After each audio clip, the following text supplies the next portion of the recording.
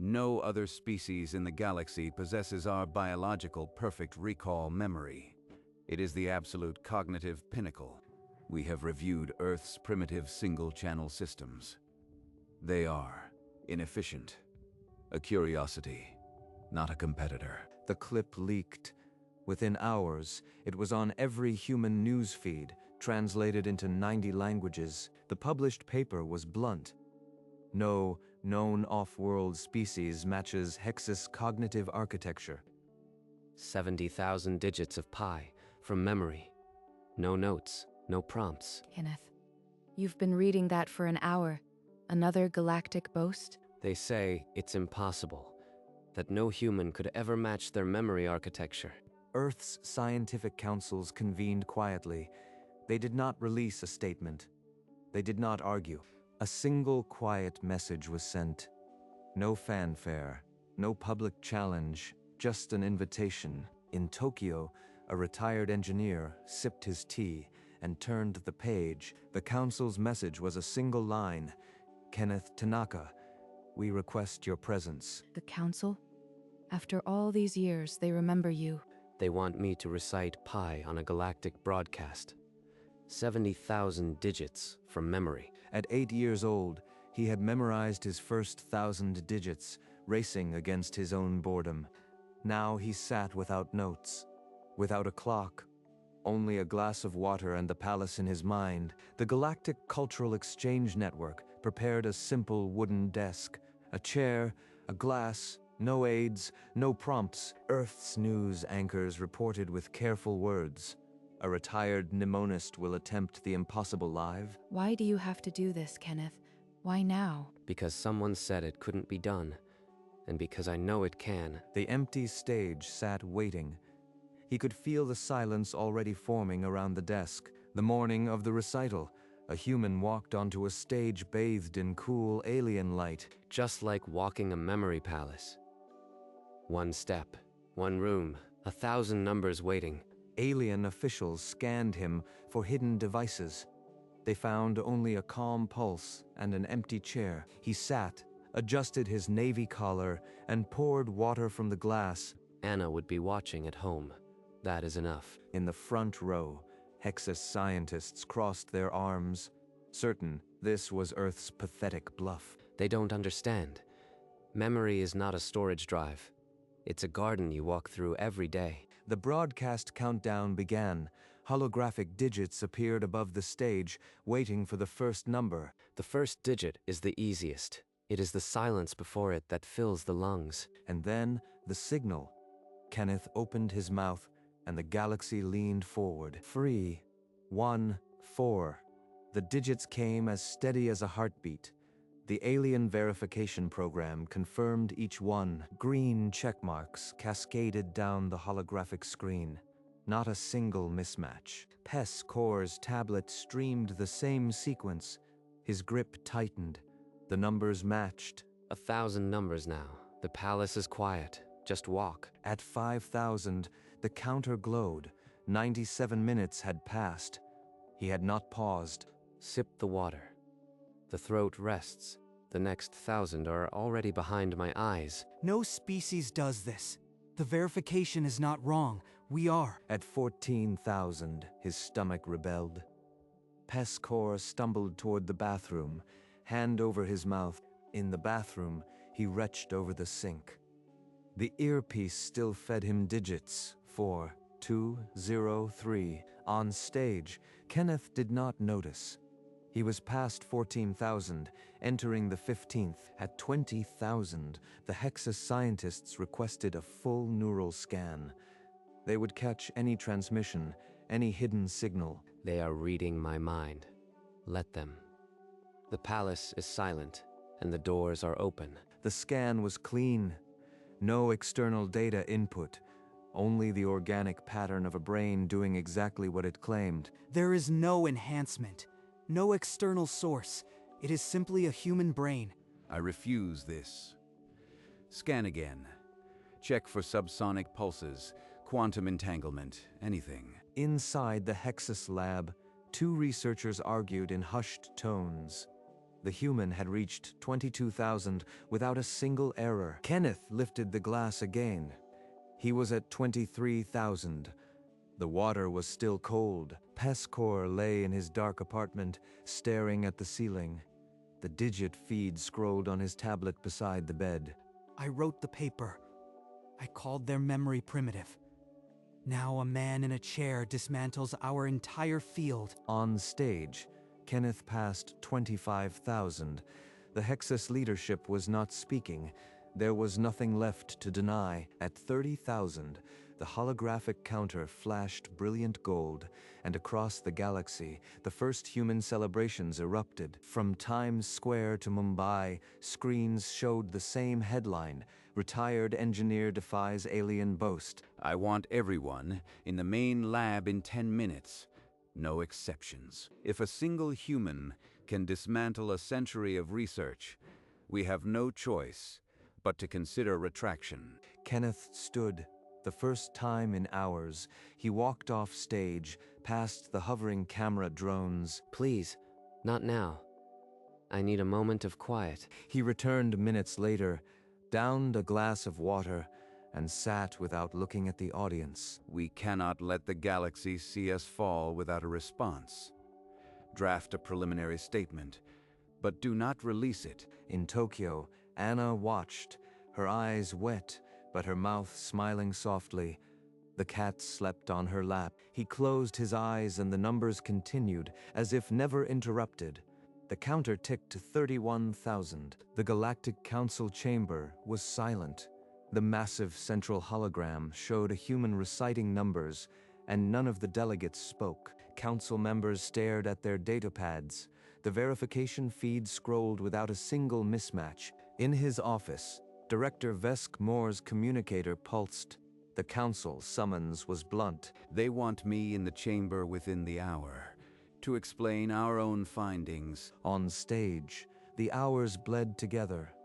Kenneth passed 35,000. His voice a low murmur in the quiet hall. The palace shifts. Later rooms, but the doors still open. The holographic counter rolled past 40,000. The verification never blipped. We are undone. No words can undo a live broadcast. He was approaching 45,000. The stage window showed a distant moonrise. The council chamber awaited. Veskmore walked in, the weight of 100 eyes upon him. Inside the chamber, a towering council delegate leaned forward. Director Veskmore, does your institute stand by its recent claims? We are reviewing our data. The human performance requires further analysis before any statement. An hour later, back in his office, Veskmore began tapping on a datapad. The title was damning: Proposed Retraction. The 48,000. The palace rooms are smaller now, but they still open. He wrote, "The Hexus Institute acknowledges that Earth's cognitive capacity exceeds our initial classification. The holographic counter, now a familiar sight across countless worlds, hit 48,000 and continued." If I send this, the council will tear us apart. If I don't, the human will force our hand within hours. Kenneth took a slow sip of water. The glass was nearly empty again. Veskmore saved the draft with a single word: pending. Then he slammed the datapad onto his desk. Outside, the night sky began to pale. Kenneth was approaching 50,000, and the galaxy held its breath. The counter hit 50,000 in a cascade of golden light. Across the galaxy, 1 trillion viewers felt the shift. In the Hexus emergency meeting, Director Veskmore stared at the screen.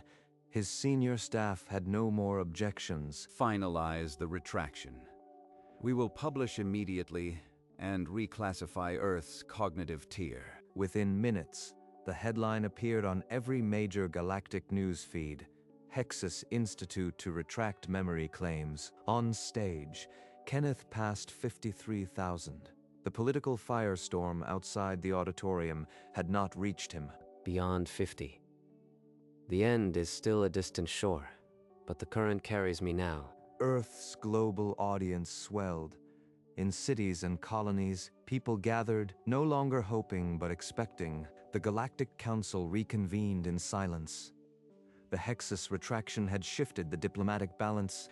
The counter ticked to 55,000. Kenneth had been reciting for over 12 hours without a single mistake. The galaxy no longer saw a primitive species. It saw a quiet, relentless mind rewriting the definition of impossible. The Hexus Institute held a press conference. Director Vesk Moore faced the cameras with a prepared statement. Earth's cognitive architecture is not primitive. It is a new frontier of study, and we formally reclassify it to Tier 1. On stage, the numbers continued. Kenneth passed 58,000, his voice a steady, low chant. 60,000 is close. The palace is still standing. The doors are not as heavy as I feared. The counter hit 60,000 with a quiet chime. Kenneth had been reciting for 14 hours. He paused. The silence was deafening. Then he rose, his chair scraping against the floor. He walked off stage for the second time that day. No assistants approached him. He needed no help. I will return shortly. Please give me 4 minutes. He returned exactly 4 minutes later, his water glass refilled. The stage felt heavier, but he sat without hesitation. He began again at 60,001. Across the galaxy, the Hexus retraction was now public, but the human had not finished. The Galactic Council issued a formal notice of inquiry into Hexus's original claims. The investigation would be thorough. Across the council chamber, delegates whispered, Earth had not sent a diplomat. It had sent a mathematician. In Earth's diplomatic headquarters, representatives began drafting a new clause for all major interspecies treaties. The draft clause was simple. If Earth assigns a representative to remember an agreement, do not later attempt to renegotiate the wording. The 65,000.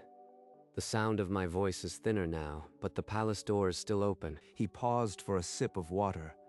His throat was raw, but the numbers did not falter. The holographic counter hit 65,000. Kenneth had been reciting for over 15 hours. Earth's diplomats understood. The memory clause would shift the balance of galactic power permanently. They pressed for its inclusion, leveraging the human's ongoing feat as undeniable proof of cognitive capability. On stage, Kenneth did not know of the political maneuvering. He only knew the next digit was 7. The Hexus Institute released the official retraction paper. Its title read, Earth Cognitive Architecture. Reclassification to Tier 1. The crystalline towers of the Hexus Institute seemed to shrink under the weight of the admission. Vesk Moore did not appear. A junior aide read the prepared text. Human memory systems exhibit adaptive encoding previously unobserved in our models. 66,000. The body is tired, but the palace does not tire. The holographic counter hit 66,000, steady as ever. Each sip buys another 100 digits. The water is still cold. At 67,000, the galactic audience had swelled past 2 trillion. The Hexus Institute's towers reflected a morning light that no longer believed their claims. On stage, Kenneth was alone with his numbers. The universe outside had changed, but his task remained the same. 70,000 is not a destination. It is a direction. The Galactic Council debated the memory clause. Hexus, its credibility shattered, had no choice but to offer its endorsement. Earth's delegate, a calm, middle-aged woman, read the clause aloud with quiet authority. The final wording appeared on every datapad. If Earth assigns a representative to remember an agreement, do not later attempt to renegotiate. A human hand signed the draft treaty. The memory clause, now a permanent diplomatic weapon. 68,000. The palace is less a building now, more a river. The numbers flow on their own. The council vote began. One by one, the delegates signaled their approval, many casting nervous glances at the human delegate. On stage, the counter rolled past 69,000. Kenneth had been reciting for nearly 16 hours. He lifted the glass for the last time. The water was nearly warm, but it did not matter. The last 1,000. The final room of the palace opens. 70,000 waits, and I will meet it. The galaxy watched. The treaty was signed, and a human in a plain chair pressed forward into the final numbers. The Galactic Council officially ratified the memory clause. The final tally appeared on every holographic screen. Earth's delegate stood, a polite nod her only expression. The clause was now interstellar law. 69,000. The numbers are a whisper, but the palace still holds them. On the verification feed, the digits still matched. His throat was raw, but his mind was clear. He paused, swallowed, the only sound the faint throb of the holographic timer. The counter crept upward. 69,300. The final stretch narrowed like a path. So close. Anna is watching. The whole world is watching. But the palace doesn't need an audience. The Galactic Council's seal glowed on the ratified treaty. The memory clause was now a shield. On stage, Kenneth was at 69,500. 16 hours and 20 minutes elapsed. The final room of the palace opened wide. 70,000 was not a question anymore. It was an arrival. The numbers flowed like breathing. He passed 69,800, then 900, each digit deliberate and calm. 70,000. The last door opens on a garden, not a wall. The counter rolled over. 70,000. Kenneth did not stop. He continued into the 30th beyond, digit after digit to 70,030. The verification program confirmed every one in real time. 70,030. The palace dissolves. There is only the feeling of a task completed, a weight lifted. He opened his eyes for the first time in 16 hours. The holograms around him erupted in gold and white. A single chime cut through the silence. The verification screen blazed. All 70,030 digits confirmed. No mismatches. The alien audience rose to their feet. Even the Hexus scientists, arms no longer crossed, clapped in stunned admiration. In his office, Pescor slumped in his chair. His tablet, showing the same perfect sequence, lay on the floor. Kenneth smiled, a gentle, exhausted smile, and bowed his head in silence. He had remembered, and the galaxy would never forget. He stepped through the door of his Tokyo home, and Anna was there, wrapping him in a silent embrace. Home. The palace is shut, and I am here. Later, he sat on the worn sofa, the tabby curled on his lap, its purr the only sound. You did it. The whole galaxy knows now. I just recited numbers, Anna. The galaxy did the rest. The Hexus Institute officially released its reclassification paper, Earth Cognitive Architecture, reclassification to Tier 1. The crystalline towers of the Hexus Institute, once symbols of arrogance, now bore the weight of humble acknowledgement. In Tokyo, Kenneth slept for 10 hours straight, the cat still at his feet.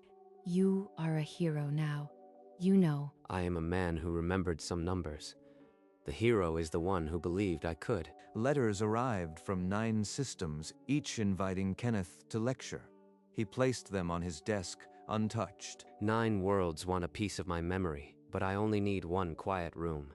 You are really going to record lectures from the study? The galaxy will wait. They waited 10,000 years for this. They can wait a few days for a recording. He adjusted a simple camera in his study, pointed it at his chair, and pressed record. I am not a performer, but I will share the palace with anyone willing to walk its halls. Across 9 systems, his pre-recorded lectures played in lecture halls and living rooms alike. At the Galactic Council, Earth's ambassador shook hands with a tall, elegant delegate. The memory clause glowed on a nearby datapad. The clause was binding. If Earth assigns a representative to remember an agreement, do not later attempt to renegotiate. In Tokyo, Kenneth watered his garden. The cat watched from the windowsill. The universe had shifted, but his world was unchanged. 8 years later, in a modest Mumbai apartment, An 11-year-old girl sat cross-legged on a mat, reciting pi. The numbers are not numbers. They are a story, and I am telling it to myself. In Tokyo, Kenneth, now 75 and white-haired, watched a news clip on his tablet. His fingers stopped on the screen. The video showed Sophia Kapoor, 11, reciting 10,000 digits without pause. The reporters called her a prodigy. You are smiling. What is it? T. There's a girl in Mumbai. She's building her own palace. Sophia's mother brought her a glass of water. The same simple gesture, a world away. Mr. Tanaka did it. If he could, so can I. Kenneth bookmarked the video. He began following her progress, a quiet mentor from across the stars. In Mumbai, Sophia's family watched her daily practice, their eyes filled with the same hope that once lit a Tokyo living room. The recital hall in Mumbai was full. On the stage, an 11-year-old girl sat at a simple desk, a glass of water within reach. 3, 1, 4. The story begins. The palace doesn't care about age, only patience. In the third row, Kenneth Tanaka sat with a small bouquet of simple flowers. He did not take his eyes off the stage. Hours passed. The counter climbed. 60,000, 68, 70, then 70,030. The verification chime sang. 70,031. A new door opens. Not at the end, but at the beginning. The hall erupted. Sophia stood, her family weeping in the front row. A holographic trophy appeared, bearing the new record. She did not break a record. She continued a conversation that started long before her. As the applause settled, the old man rose and walked toward the stage, the bouquet in his hand. Every palace needs a visitor to know it is real. Sophia saw him, the man who had built the first palace. He was holding flowers, and he was holding flowers, and he was smiling. For your palace. It's beautiful. Mr. Tanaka, I've watched your lectures so many times. You taught me the numbers could be a home. You built your own. That's the gift of a good teacher. The student surpasses them. I didn't surpass you. I just walked a little further down the same path. And that is exactly how pi works. It doesn't end. It just finds new voices. They stood together for a quiet moment, the old man and the girl, the bouquet between them. Will you teach me more? Not the numbers, the patience. You already have it. But if you ever want to visit an old palace, my door is open. Sophia nodded. The flowers were still fresh. The torch passed without a word exchanged. Kenneth stepped back into the audience, just a man again, but one who had remembered and been remembered. In Tokyo, the seasons changed. Kenneth pruned his garden, the cat nearby, as if the universe had never made him famous. Anna brought him tea, the same cup he'd used for 40 years. The routine was its own kind of memory. In an alien classroom, light years away, a young Hexud watched a holographic recording, an old human reciting pi, over and over. The child mimicked the numbers, trying to build a palace of her own, inspired by a species she had never met. Earth's ambassador sent a single message. The clause held today. No renegotiation. Kenneth read the message on his tablet, then set it aside. The garden needed watering. He knelt in the soil, planting bulbs for the next season. The cat watched, tail flicking. Lunch is ready. Come inside before the tea gets cold. A distant world watches. A child builds a palace. The garden grows. The garden remained. The palace, now shared, would never be empty again. In the Galactic Council chamber, a minor species delegate rose to challenge the wording of a decades-old treaty. The Earth delegate listened, her expression serene. She had heard this before. When the alien delegate finished, the chamber fell silent, waiting for Earth's response. The human delegate did not argue. She simply pointed to Article 4, already inscribed on the treaty. Article 4, the memory clause. The alien delegate's expression faltered. Without another word, the alien sat. The clause had been remembered. High on the chamber wall, A portrait of an old human man hung in quiet witness. It showed Kenneth Tanaka, eyes closed, mid-recitation, the date 70,030 beneath. The session continued. The treaty remained unchanged, and somewhere on a small planet, a retired engineer pruned his roses, and the galaxy honored his memory, not in words but in deeds.